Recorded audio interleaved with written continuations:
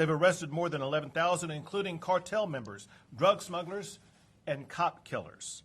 And of course, they have seized more fentanyl that is enough to kill every man, woman, and child in Texas. And Texas, unlike any state in the history of our country, we have already begun to build our own border wall, securing our state and securing our country. But with the ending of Title 42 expulsions, more must be done. Today, I'm announcing a series of new strategies that will be added on to Operation Lone Star to curtail the flow of drug cartel smuggling and migrants and drugs. The first involves inspections.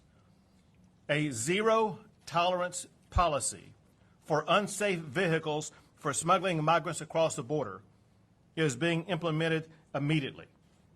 Cartels use vehicles, many of them dangerous commercial trucks, to smuggle immigrants, deadly fentanyl, and other illegal cargo into Texas and onto our roadways. Effective immediately, the Texas Department of Public Safety will conduct enhanced safety inspections of vehicles as they cross the international points of entry into Texas. Now, I know in advance this is going to dramatically slow traffic from Mexico into Texas. It is a byproduct of cartels crossing the border from Mexico into Texas. And at this time, I'm going to sign my directive to Colonel McCraw, the Director of the Texas Department of Public Safety.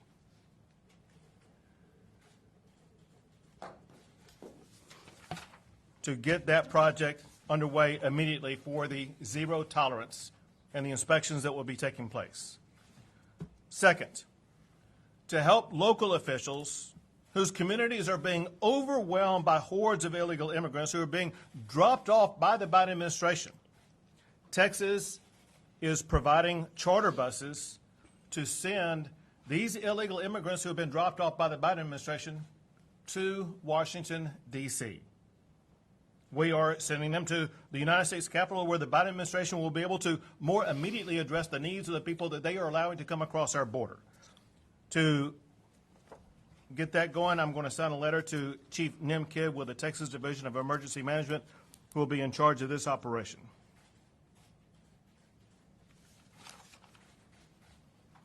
Together, and to recap on these, what Colonel McCraw is charged to do is, in this letter, I say that I hereby direct the Texas Department of Public Safety to conduct enhanced safety inspections of vehicles as they cross international points of entry into Texas. These inspections should begin to immediately help ensure that Texans are not endangered by unsafe vehicles and their unsafe drivers. And in the letter that I provided to Chief Nim Kidd concerning the transportation by bus of migrants to Washington, D.C., I say, I hereby direct the Texas Division of Emergency Management to begin coordinating the transportation of illegal aliens to Washington, D.C. Now, those two strategies are in addition to announcing the following actions to further deter illegal immigrants, including deploying boat blockades at appropriate regions in the Rio Grande River, deploying razor wire at low water crossings and high traffic areas, creating container blockades to drive people away from low water crossings. And additionally, the National Guard will begin its first phase of mass migration rehearsals tomorrow to begin the preparation for what we are anticipating to be a potential mass influx of people coming across the border. All troopers and specially trained National Guard will be equipped with riot gear in case of potential caravan violence, like what we have all seen occur in Mexico as the caravans were making their way toward the United States. And then on top of that, the border region is going to be lit during night in prominent smuggling areas to make it far easier to detect any activity that is taking place. Now, as I said before, this is stage one of a two-part process, at least two-part process. There will be more announcements that will come next week. Over the course between Today and next week, Texas will continue to evaluate the threats that are posed by the Biden administration's open border policies and announce additional actions next week to respond to these unprecedented illegal border crossings. At this time, I will turn it over to Director Steve McCraw of the Texas Department of Public Safety. Oh, thank you, Governor. Well, Governor, we're going to be in operations at your direction at 4 p.m. today.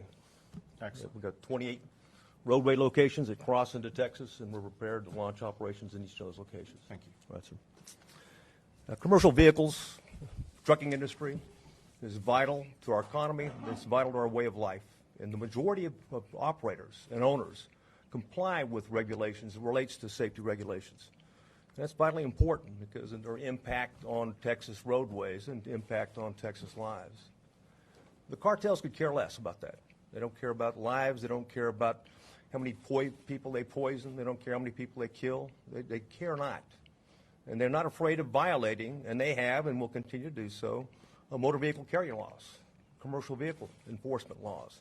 And we've seen it most recently, and in fact, it's been increasing, Governor, the amount of smuggling that we've seen, the use of commercial vehicles that have come over, 62 people crammed into a tanker, or another 82 into a truck along those lines. And obviously, the vehicles are unsafe themselves, but they're even more unsafe because they're carrying people at the time.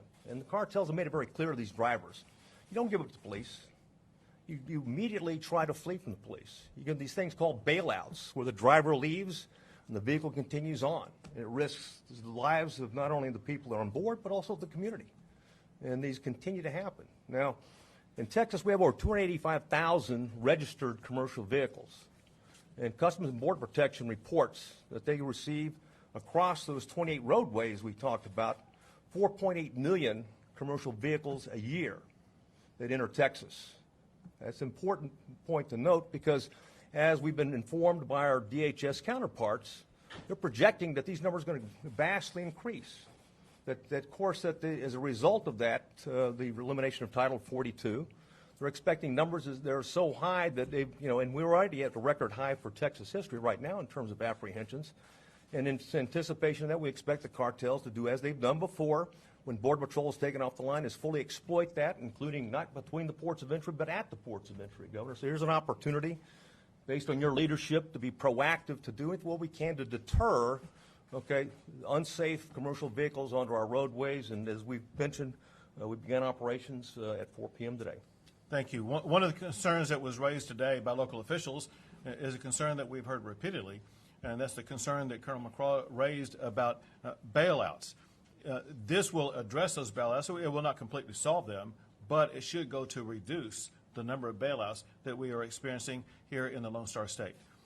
Next is the Adjutant General, General Selzer. Thank you, Governor. As you've alluded to, due to the impending elimination of Title 42, the Texas Military Department, in collaboration with our partners at DPS, will be conducting mass migration response rehearsals at multiple locations along the Texas southern border. These iterative rehearsals will commence tomorrow in 5 locations and continue well into May. We will practice employing maritime, engineering, and civil disturbance capabilities along varied avenues of approach to Texas. For the maritime portion of this, as the Governor said, we are employing boats with DPS and Texas Parks and Wildlife to form a blockade on the river to keep people from crossing into Texas. For engineering capabilities, we'll be prepared to hastily put out concertina wire and produce concertina holding areas for anybody who should decide to attempt to cross into Texas.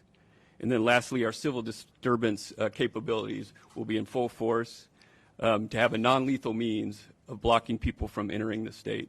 So if you're a caravan organizer and you think you're going to overwhelm or overrun a port of entry, we'll be there waiting for you. If you live in or along the southern border of Texas, you can anticipate to see increased military activity in the RGV along the Ansel Duas Bridge area, Eagle Pass, Del Rio, Laredo, and Zapata. Thank you, Governor. Thank you. Next is the Chief of the Texas Division of Emergency Management, Nim Kidd.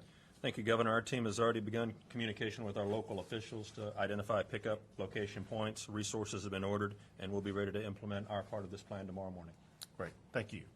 Any questions? Governor, what's your response to Senator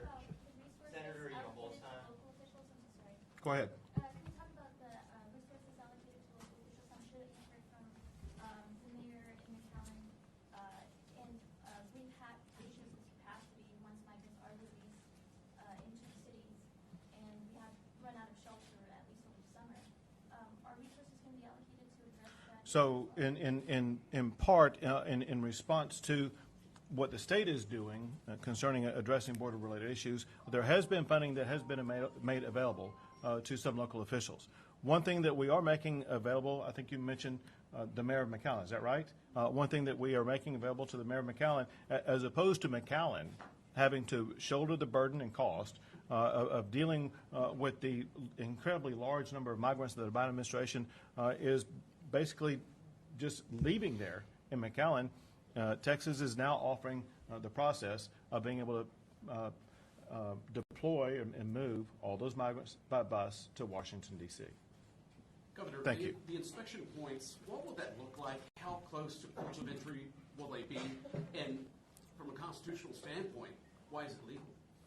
I'll answer the second question, and I'll let the Colonel answer both questions. Listen, for the way that the Texas Department of Public Safety will go about this process, they have been through all the legal issues before. It will be happening in the state of Texas, not on the international boundary. So that this is occurring on Texas property, on Texas roadways, which the Texas Department of Public Safety is authorized by law to conduct inspections exactly like what they will be doing.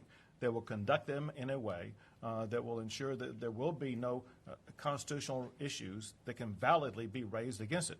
Of course, everyone always files a lawsuit. We wouldn't be surprised by a lawsuit, but we know that the process that will be used by the Texas Department of Public Safety will be upheld by the law. As it concerns exactly where they're located, how they will be conducted, that would be more appropriate to be answered by Colonel McCraw. Yes, sir. Well, first, they're not going to be on federal property. They won't be on the bridges where the Office of Field Operation operates. Where we've not even asked for permission to be able to operate there. It's going to be in Texas. And we already do this at these bridges anyway. We conduct safety checks. So we're really expanding it. And although we only do a small percentage right now, it's very important, especially in lieu of how many is coming across, how many came across in 2021, and the activity that we're seeing in terms of how they're being used for smuggling. But importantly, not just smuggling, because the purpose of a safety inspection is just that. It's the safety of that vehicle and the safety of that driver. So it's our job, when we talk about commercial vehicle enforcement, is to ensure that every commercial vehicle that comes across an international bridge and onto Texas roadways is safe, and the driver is safe as well. If it's not, we'll put them out of service. As far as the notification, how will that happen from DPS to the truckers? As we do anytime they come off the bridge, we will direct that. They'll have plenty of forewarning in terms of what's happening, and we'll communicate that to them clearly. We'll use signage, but more importantly, we'll have troopers on the ground to be able to direct them. Is this going to be every vehicle coming into the state of Texas? We're going to ensure every commercial vehicle that enters the state of Texas is safe. And how do you have sort of probable cause? We don't need probable cause to do safety commercial vehicle enforcement inspections, and that's what we're doing. It's not a subterfuge to locate crime. It's simply to make sure that those vehicles are safe when they enter Texas. I just want to make sure that's Yeah. clear. Yeah. I also want to bring up the fact that Operation Lone Star is needing an additional $531 million. I guess we can speak to, is this something that we can see funded? And we're talking about these operations, both from DPS as well as the Texas Department of Emergency Management. Is there funding to make this happen consistently? To achieve what we're talking about right now requires no additional funding right now. Obviously, as you're pointing out an issue that was raised in hearings earlier this week, and that's the reality, and that is securing the border does not come cheap. Securing the border would cost Texas nothing if the federal government was doing its job, but because Joe Biden is not securing the border, the state of Texas is having to step up and spend Texas taxpayer money doing the federal government's job. Texans have the backbone and the will to secure a border, two things that Joe Biden does not have. All right, next outlet. Yep. Regarding the charter buses, how many are we talking? When is it set to begin? And can you clarify, you're talking about migrants who are like mass released from the federal government into Texas towns that don't have the infrastructure for it. You're going to put them on charter buses and take them to D.C.?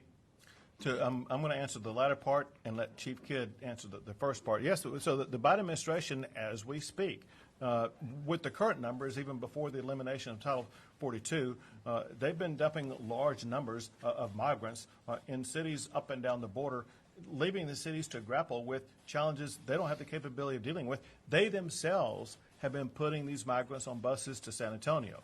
So I said I got a better idea. As opposed to busing these people to San Antonio, let's continue the ride all the way to Washington, D.C.